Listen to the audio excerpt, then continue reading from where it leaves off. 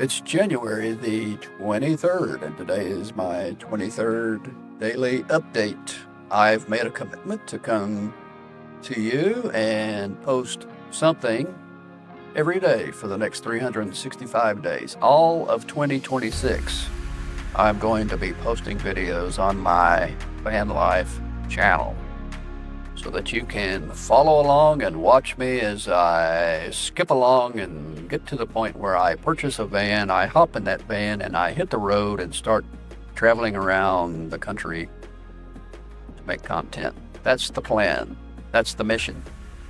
And it's at this point in time in a project. I've been thinking about this van life deal now for about a month, 4 or 5 weeks. And with any new project, there's this first phase where you're all excited and you're thinking about all the possibilities and you're really thrilled about the idea and you're thinking, man, I could really make this work. And you're excited and you're starting to do the homework and looking at all the information that you can gather. And then there's a point in time when the excitement sort of wears off. And it comes down to pushing forward, even though the excitement is wearing off. You start looking at the cost, you start looking at the hassle, and you start asking yourself, am I really doing the right thing? Is this really such a smart idea? I mean, can I really pull this off? Doubt starts to set in. And I think I'm getting into that 6, 7 week portion of the project where you start having these doubts.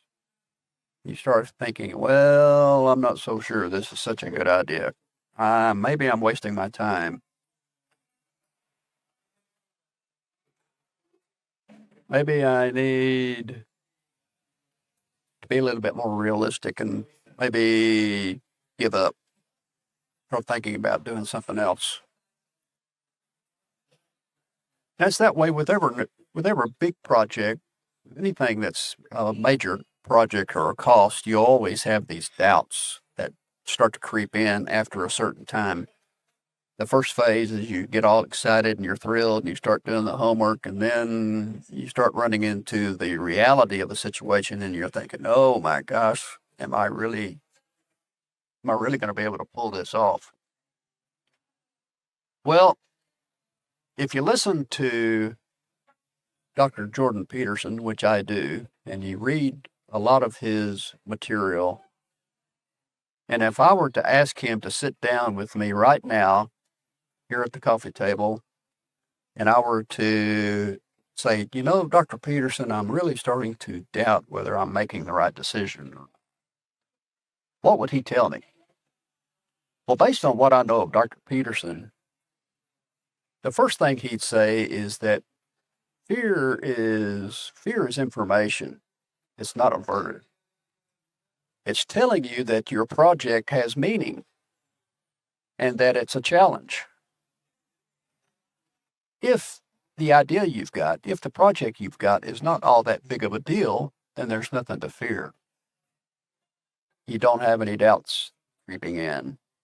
So first thing he would say is, if you're really starting to doubt and showing a little bit of fear, but asking yourself if you're doing the right thing, then it means that the idea has some meaning, it has some validity. If you weren't afraid, the goal would probably be too small. And then he would say, well, why don't you compare what your life would be like, let's say 5 years from now, if you made the decision right now today to quit. If you feel like you're really wasting your time and you need to do something else, what would your life look like 5 years from now? If, on the other hand, you decided to stick with it and see it through and work your way forward and cast aside the doubts, what would your life look like down the road? What would it look like a year from now, 2 years from now? And so you start thinking, well, maybe I need to just keep going. Dr. Peterson would say that often the regret of quitting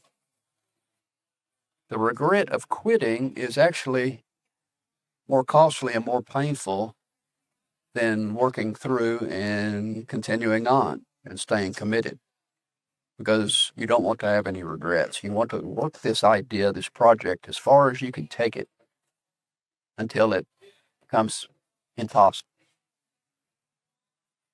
He would tell me to aim at responsibility,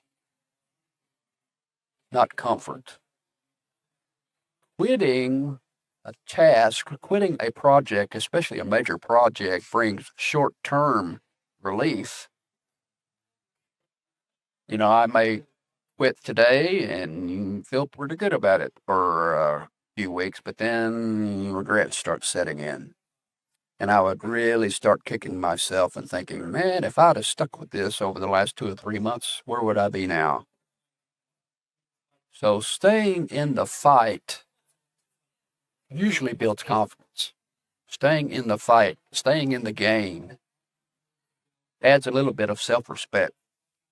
You're not giving up on yourself. He would say, Mitch, instead of trying to tackle this whole idea of buying a $50,000 van or a $6,000 van or whatever it is, instead of trying to bite all of that at one time and trying to worry and think about that whole big chunk at once, he would say, pick one thing, one small step that you can do today to move the whole idea forward. There's got to be something you can do, one small step that you can take to move the process along. And try to do that. Decide what that one thing is I can do today and do that. And then start again tomorrow. Pick up from there. So the whole idea is responsibility. What can I be responsible for today to move along this project? It all comes down to this, I think. If it's worth doing, if the project really has validity, if it really is a possibility, then it's worth doing badly. It's worth making mistakes in the beginning. It's worth having doubts and questions. If it's really something special in terms of a mission, something you really feel serious about, then maybe it's worth a bit of suffering because it will make you stronger. Even if you fight this thing and struggle with this idea and this project, and it gets to the point where it's an impossibility and you have to back off, at least you've got the self-respect. You become stronger through that process. I'm not going to quit. I'm going to push through these doubts, these questions, and just realize that I'm in this sort of weird phase after the initial project begins. I'm in this weird phase where you start looking at the information and the data and doing checking the reality of the situation, and you start having doubts. That's normal. I'm going to push through it, and I'm going to stay with it. So right now I'm in sort of this weird sort of phase in the beginning of a project where you're thinking about all the possibilities and you're trying to ask yourself, okay, how am I going to pull this off? Well, one of the things we're going to do this morning is we're going to do a little bit of shopping. Let's go shopping just to look at some prices and kind of see what I'll be dealing with here. Now, this is Facebook Marketplace. Gives you an overview of sort of the used market here. And I'm homing in on Ford Transits. The more I've looked at the ProMaster and looked at the Transit and looked at the Mercedes is just too expensive, and the maintenance problems, the maintenance issues. I mean, if you need a spare part for a Mercedes, it's almost next to impossible to find them easily, and they're expensive. Repairs are expensive, so I've taken Mercedes off the list, and I'm not crazy about the ProMaster because they're all front-wheel drives. I want a four-wheel drive vehicle. So I'm looking really for a Ford Transit that's an all-wheel drive Ford Transit. And it's probably going to have to be an older model, because when you see these prices, I mean, who in the world can afford these prices for new? Well, here's the used marketplace on my Ford Transit, which is going to be the Austin area. And as you can see, these prices are pretty steep even for the Austin area for a used vehicle. Here's one for $87.50, but look at the mileage, 148,000, which is not, you know, these things can go 300,000 miles. Here's a 2022 Ford Transit cargo van trade-in available. Now that $4,000 is deceiving. That's a down payment. They're trying to get tricky here, because I can tell by the photo that's a pretty good-looking vehicle. Needs a $4,000 trade-in or a $4,000 down payment.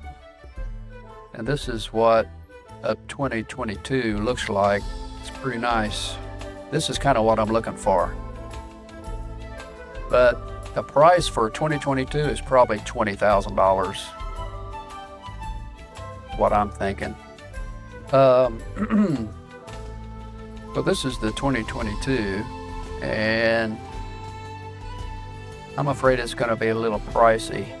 I'm probably going to end up more in the, I don't know, $8,000 to $10,000 range, which is going to be something more like this 2017, which is $12,000.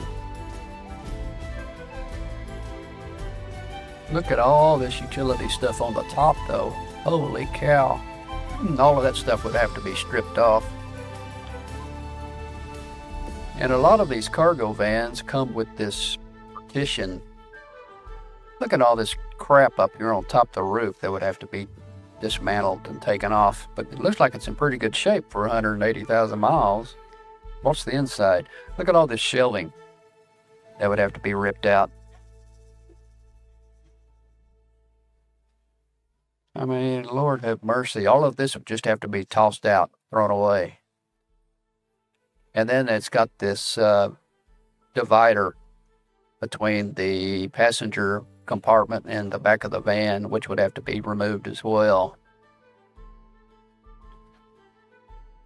When I'm looking at buying used, I'm going to have to, especially if it's a cargo van, you're going to have to think about all the things that you don't need, all the things that you're just going to have to rip out because they're unnecessary. It's not what you're looking for. What I'm looking for is an empty shell.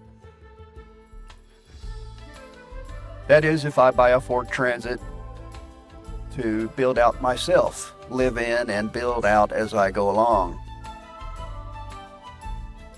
Now here's a cargo van, $6,000. What will $6,000 get you in a cargo van? 2003 Ford F-150. It's only got 67,000 miles on it. That's not bad, if you can believe it. Maybe lying, but it looks like it's in pretty good shape.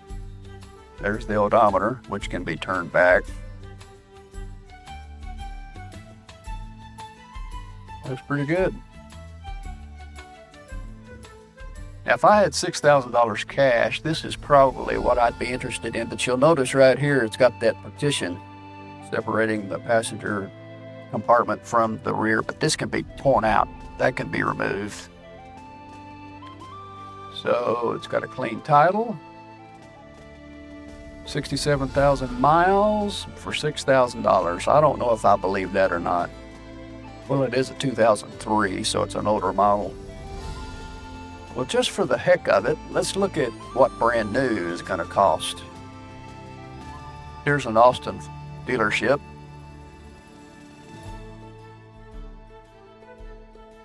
Look at the 2026s. This is the 250 medium roof. $60,000. Holy shamoly. 58,000. Brand new. But boy, it would be nice, wouldn't it? Wouldn't it be great to just jump into something brand new? And you don't have to worry about any maintenance issues or... Holy cow. Be awful nice. I could make do with that. I would want a window in there though. All of these those would be extras. If you ordered one from the factory, you can order one that's got a window knocked out in the back or here on the side or both. But a window can be installed. I can install a window myself right here. It may be cheaper to do it myself. Well, so you're getting the idea here. You're getting the idea that it's not going to be cheap no matter what I do. So, you tell me.